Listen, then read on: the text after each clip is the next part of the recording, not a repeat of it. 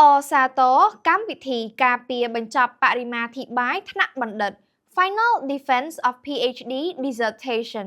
របស់បេក្ខជនបណ្ឌិតក្រមអធិបតីភាពដ៏ខ្ពង់ខ្ពស់របស់ឯកឧត្តមបណ្ឌិតសភាចារ្យឧបនាយករដ្ឋមន្ត្រីហងជួនណារុង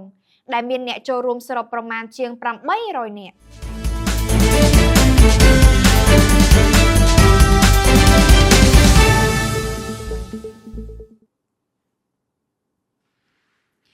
នាថ្ងៃទី20ខែមករាឆ្នាំ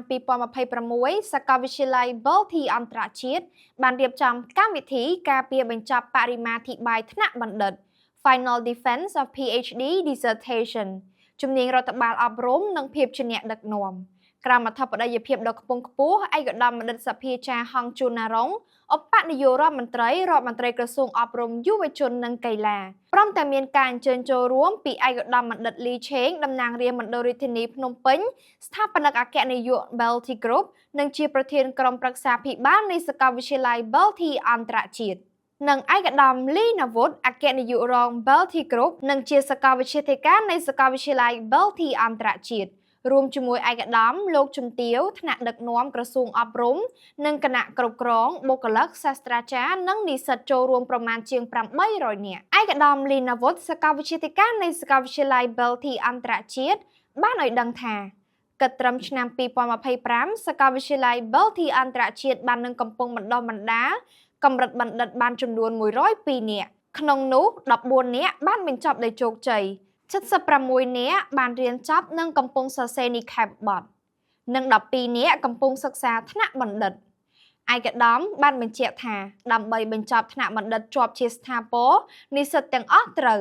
1. សិក្សា12មុខវិជ្ជាស្មើនឹង36 credit 2. ស្នើសុំការឯកភាពលើសាស្ត្រាចារ្យណែនាំ Supervisor 3. ស្នើសុំការឯកភាពលើប្រធានបទស្រាវជ្រាវ Research Topic 4. រៀបចំនិងការពារគម្រោងស្រាវជ្រាវ Proposal Defense 5. ត្រូវបង្ហាញនិងការពារអំពីការរីកចម្រើននៃការស្រាវជ្រាវ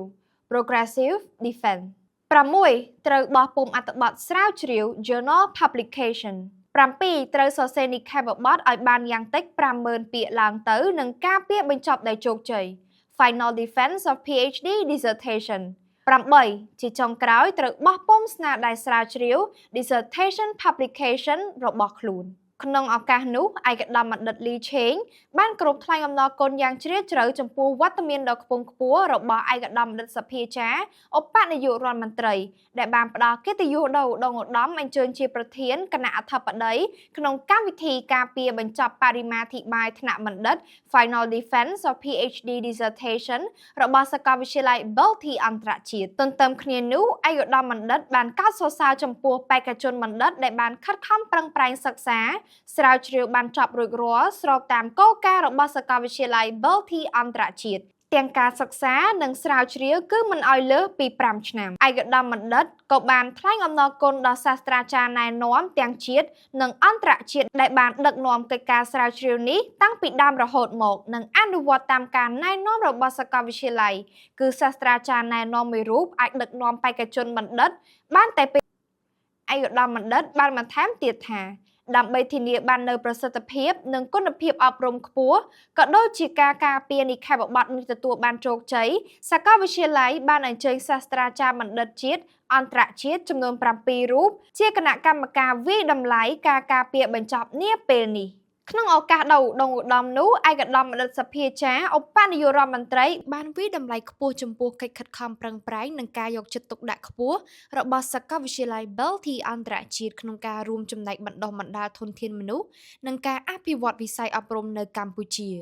ជាពិសេសគុណភាពនៃការបណ្ដុះបណ្ដាលថ្នាក់បណ្ឌិតដើម្បីឆ្លើយតបនឹងតម្រូវការសង្គមនិងការអភិវឌ្ឍប្រទេសជាតិ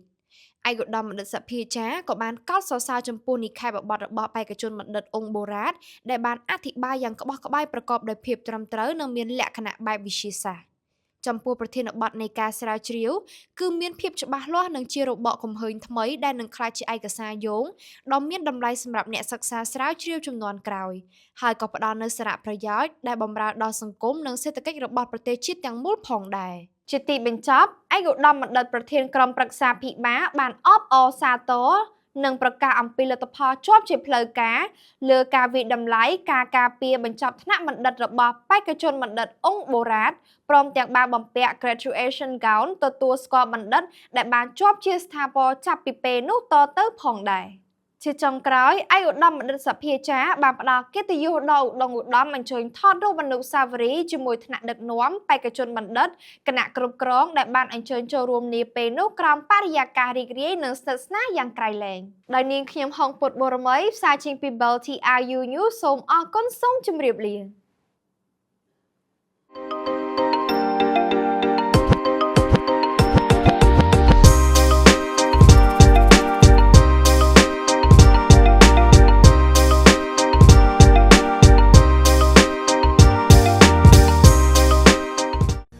Belty International University, the future of global leaders.